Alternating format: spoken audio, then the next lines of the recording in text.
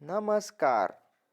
Finance और investment related जानकारी के लिए हमारे चैनल को लाइक, शेयर और सब्सक्राइब कीजिए। तो दोस्तों, टाइटल और थंबनेल देख के आपने पता लगा ही लिया होगा कि आज हम किस विषय के बारे में बात करने वाले हैं। तो दोस्तों, चलो फिर भी बता देता हूँ। आज हम दरअसल गोल्डन गेट स्ट्रेटजी के 2 दिन के सेमिनार में दूसरे दिन एक बुक इंट्रोड्यूस की जाती है। दरअसल उसका यह पार्ट 2 वीडियो है। अगर आपने पार्ट 1 वीडियो नहीं देखा तो मैंने डिस्क्रिप्शन में लिंक दे दिया है, वहाँ से जाके आप पार्ट 1 वीडियो देख सकते हो। अगर कोई नए दोस्त है, नए दर्शक मित्र हमारे साथ जुड़े हुए हैं और उसको गोल्डन गेट स्ट्रेटजी क्या है उसके बारे में आइडिया नहीं है, तो उसकी मैंने 2 वीडियो की एक सीरीज़ बनाई हुई है, उसके लिंक भी मैं डिस्क्रिप्शन में दे रहा हूँ, तो वहाँ से जाके आप देख सकते हो। दोस्तों, पार्ट 1 के अंदर मैंने एलिजिबिलिटी, ये trading keyword, correction maths, market family tree और 5 लिस्ट जैसी बहुत सारी चीज़ों के बारे में बताया था। तो दोस्तों, आज हम ये पेज से शुरुआत करने वाले हैं। ये पेज के अंदर उसमें ये बताया जाता है, साइकिल के बारे में बताया जाता है। Cycle means market moves in cycle of expansion and contraction. इसका मतलब ये होता है दोस्तों कि मार्केट एक्सपांशन और कॉन्ट्रैक्शन, उसका 2 साइकिल है। एक्सपांशन वो ऊपर की तरफ भी हो सकता है और नीचे की तरफ भी होता है, और कॉन्ट्रैक्शन मतलब नैरो रेंज। जब एक्सपांशन ऊपर की तरफ या नीचे की तरफ होता है, उसके बाद मार्केट एक नैरो रेंज के अंदर ट्रेड करती रहती है। Stock price generally cycle between period low volatility and high volatility. Means stock की जो प्राइस है वो जनरली लो वोलेटिलिटी के दौरान कॉन्ट्रैक्शन यानी नैरो रेंज में ट्रेड करती है, और हाई वोलेटिलिटी एक्सपांशन पीरियड के दौरान हाई वोलेटिलिटी रहती है। यह मतलब है उसका। और नेक्स्ट है ब्रेक डाउन और breakout. Occur when prices are changing their phase from contraction to expansion. मतलब जो कॉन्ट्रैक्शन यानी नैरो रेंज जब होता है तब लो वॉल्यूम होता है, और जब एक्सपांशन हो जो ऊपर की तरफ होता है तो उसको ब्रेकआउट बोला जाएगा, और नीचे की तरफ होगा तो उसको ब्रेक डाउन बोला जाएगा। Narrow range period, narrow range period क्या है कि period of range of contraction. Contraction है वही पीरियड को नैरो रेंज बोला जाता है। इसका मतलब यह है this cycle are the only truth, rest all are negotiable. मतलब वो बताते हैं कि जो ये साइकिल्स है वही ट्रूथ है, बाकी को आप इग्नोर कर सकते हो। Next page. नेक्स्ट ये पेज के अंदर दोस्तों वोलेटिलिटी साइकिल का ड्राइंग दिखाया गया है। जैसे मैंने आपको बताया, देखो यहाँ पे ये कॉन्ट्रैक्शन है, उसके बाद यानी नैरो रेंज में मार्केट ट्रेड कर रही थी, उसके बाद एक्सपांशन हुआ, उसके बाद वापस कॉन्ट्रैक्शन यानी नैरो रेंज में ट्रेड हुआ, उसके बाद वापस एक्सपांशन। तो ये पूरा माजरा है एक्सपांशन और कॉन्ट्रैक्शन। तो चलो नेक्स्ट। ये पेज के अंदर दोस्तों कैंडल स्टिक स्टार्ट चार्ट और ईएमए के साथ समझाया गया है कि कॉन्ट्रैक्शन कैसे होता है और एक्सपांशन कैसे होता है। यहाँ पे आप देख सकते हैं कि कॉन्ट्रैक्शन पीरियड के दौरान जो सभी ईएमए है वो सिकुड़ना चालू कर देती है। उसके बाद जो एक्सपांशन फेज आता है वो एक बॉक्स बन चुका है ऊपर की तरफ, वहाँ से ब्रेकआउट मिलता है नीचे की तरफ और बहुत ज़्यादा ब्रेकडाउन हो जाता है, उसको एक्सपांशन बोला जाएगा, और इसको ब्रेकडाउन भी बोल सकते हैं। उसके बाद वापस मार्केट ऊपर गई और वापस सभी ईएमए सिकुड़ना चालू किया, वहाँ पे भी एक बॉक्स के अंदर नैरो रेंज के अंदर कॉन्ट्रैक्शन पीरियड के अंदर ट्रेड किया, उसके बाद वापस नीचे की तरफ मंदी के संकेत दे के एक्सपेंशन हुआ, मतलब वो भी एक ब्रेकडाउन ही माना जाएगा। तो चलो नेक्स्ट पेज। ये दोस्तों एक बहुत ही इम्पोर्टेंट टॉपिक है, मीन रिवर्सन और mean deviation. Mean reversion is mathematical concept, मतलब ये एक मैथमेटिकली कॉन्सेप्ट है। The essence of the concept, ये कॉन्सेप्ट का सार ये है कि assumption that both stocks high and low prices are temporary, कि हमें गेस करना है, सोचना है सिर्फ कि जो कोई भी स्टॉक या मार्केट इंडेक्स उसकी जो प्राइस वैल्यू है उसका हाई है और लो, वो टेम्पररी है। And stocks price will tend to move to average price over time, मतलब वो एवरेज प्राइस में ही घूमता रहता है। और दूसरा ये है कि when the current market price is less than average price, मतलब हमें ये मानना है कि हाई और लो प्राइस है वो टेम्पररी है। The stock consider attractive for purchase with the expectation the price will rise.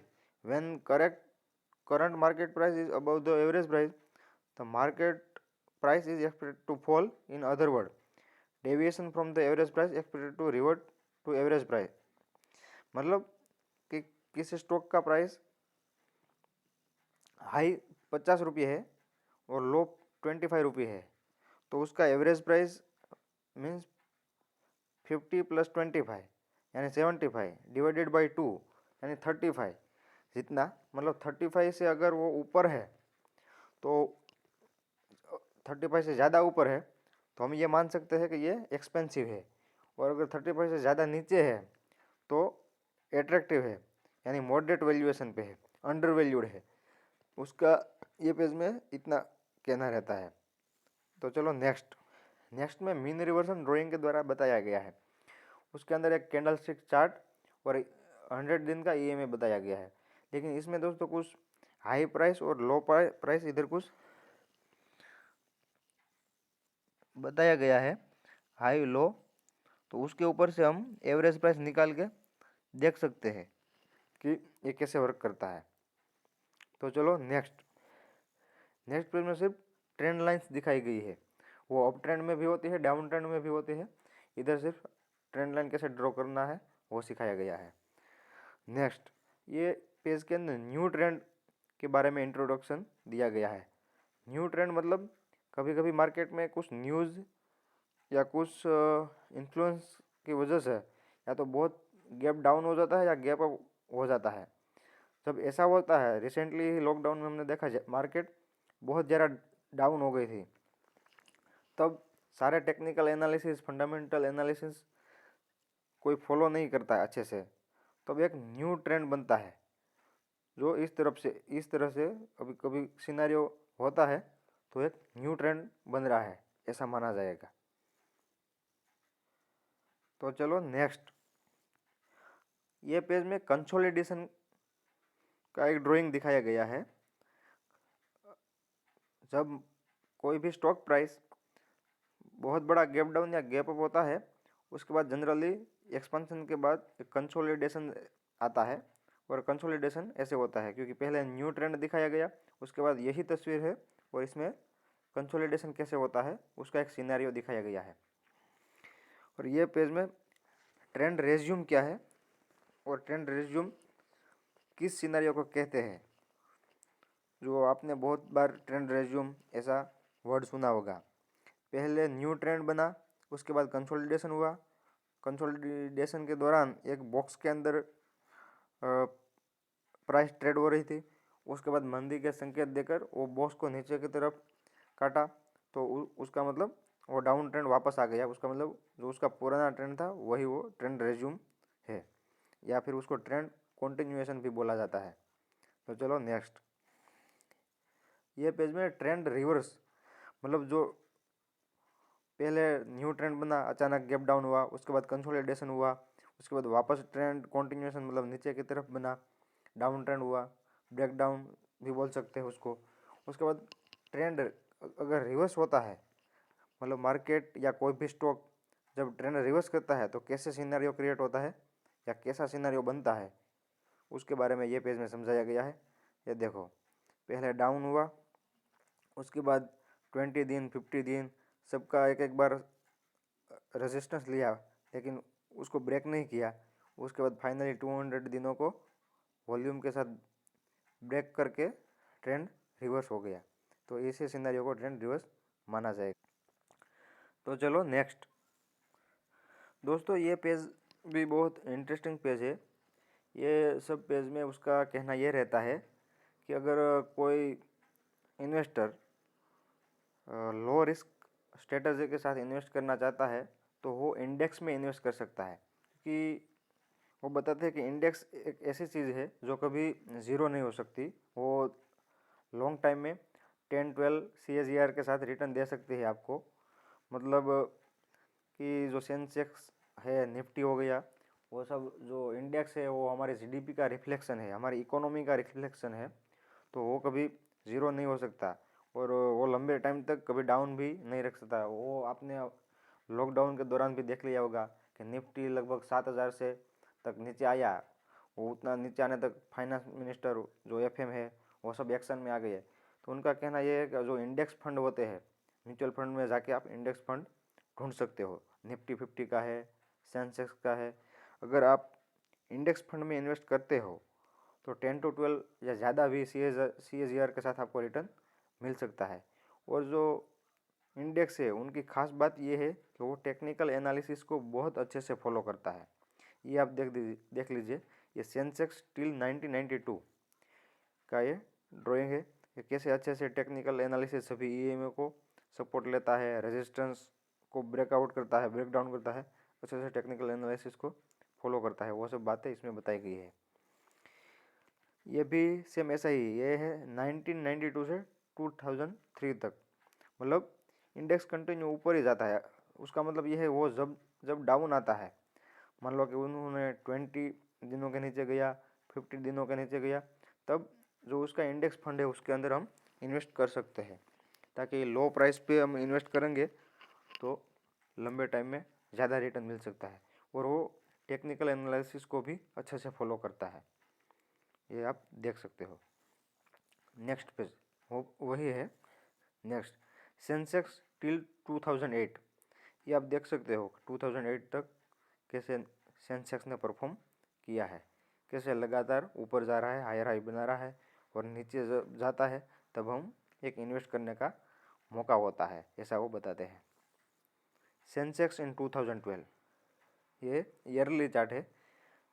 Yearly chart में भी वो बहुत अच्छे से टेक्निकल एनालिसिस को फॉलो कर रहा है और उसमें आप अपने हिसाब से पोजीशन बना सकते हैं, वो बताते हैं। नेक्स्ट सेंसेक्स इन जुलाई 2017, ये मंथली चार्ट है। ये मंथली चार्ट में भी आप देख सकते हो कितना अच्छे से टेक्निकल एनालिसिस को फॉलो कर रहा है, सभी चीज़ों को। ट्रेंड कॉन्टिन्यूएशन, ये पेज, अगर आपने ट्रेंड कॉन्टिन्यूएशन ये वर्ड भी बहुत बार सुना होगा। ट्रेंड कॉन्टिन्यूएशन कैसे किसे कहते हैं? जब कोई भी स्टॉक या इंडेक्स 200 डेमा को काट के नीचे चला जाता है, उसके बाद जब वो 200 डेमा को वॉल्यूम के साथ ऊपर की तरफ काटता है, यहाँ आप देख सकते हो, ऐसा सिनेरियो जब क्रिएट होता है तो उसको ट्रेंड कॉन्टिन्यूएशन माना जाएगा। तो चलो नेक्स्ट, ये भी एक ट्रेंड के बारे में ही इस पेज में बताया गया है। ये पेज के अंदर ब्रेकडाउन कैसे होता है, ब्रेकडाउन सिनेरियो कैसे क्रिएट होता है और किस सिनेरियो को ब्रेकडाउन सिनेरियो कहा जाएगा, ये बताया गया है। देखो यहाँ पे ये स्टॉक ने बार बार सपोर्ट लिया, उसके बाद वॉल्यूमली उसको नीचे की तरफ किया, उसका मतलब उसको ब्रेक डाउन किया माना जाएगा। उसके बाद नेक्स्ट टाइम भी उसने वही लेवल पे सपोर्ट लिया और उस सपोर्ट लेवल को वॉल्यूम के साथ उस इधर वॉल्यूम का डेटा प्रेजेंट नहीं किया। बाकी अगर एक ही सपोर्ट पॉइंट को कोई भी स्टॉक बार बार सपोर्ट ले रहा है और वॉल्यूम के साथ उसको नीचे की तरफ या ऊपर की तरफ को रेजिस्टेंस बोला जाएगा। अगर ब्रेकआउट है तो वो सपोर्ट पॉइंट को बार बार टच करके वॉल्यूम के साथ उसको ब्रेकआउट करता है, ऊपर की तरफ उसको ब्रेकआउट बोला जाएगा और नीचे की तरफ उसको ब्रेक डाउन बोला जाता है। चलो नेक्स्ट, ये भी एक ब्रेकडाउन सिनारियो के बारे में ही बताया गया है। इधर ऊपर जाके नैरो रेंज में कंसोलिडेशन हो रहा था, उसके बाद वही बॉक्स को नीचे की तरफ मंदी के संकेत देकर काटा है, तो उसको भी ब्रेकडाउन माना जाएगा। तो चलो नेक्स्ट, ये भी एक ब्रेकडाउन के बारे में ही बताया गया है। ये पेज के अंदर ट्रेंड कॉन्टिन्यूएशन पैटर्न कैसे बनता है उसके बारे में बताया गया है। मतलब जब 200 को काटा, 200 के नीचे गया, पहले सभी EMA सिकुड़ना चालू किया, उसके बाद तो दोस्तों 200 दिनों को ऊपर से काटा, इसको ट्रेंड कंटिन्यूएशन माना जाएगा। तो चलो नेक्स्ट। अगर कोई हमारा दर्शक मित्र करेंसी ट्रेड करते हैं, फॉरेक्स में ट्रेड करना चाहते हैं या MCX क्रूड ऑयल में ट्रेड करते हैं, तो उसमें टेक्निकल एनालिसिस कैसे किया जाता है और ये technical analysis currency, MCX, crude oil, वो सभी चीज़ों में कैसे काम करते हैं, वो सभी चीज़ों के बारे में आने वाले जो पेजेस है उसके बारे में अच्छे से बताया गया है। दोस्तों तो आज के लिए बस इतना ही। अब जो मैं पार्ट 3 वीडियो अपलोड करूँगा उसके अंदर USD INR का जो डेली, मंथली, उसके बाद MCX, उसके भी बहुत सारे ड्राइंग इसमें बताए गए हैं। उसमें टेक्निकल एनालिसिस कैसे काम करता है उसके बारे में भी विस्तार से बताया गया है। तो दोस्तों आने वाले टाइम में मैं जो पार्ट 3 वीडियो अपलोड करूँगा तब इसकी सारी जानकारी उसके अंदर शेयर कर दूँगा। तब तक बने रहिए। Thank you.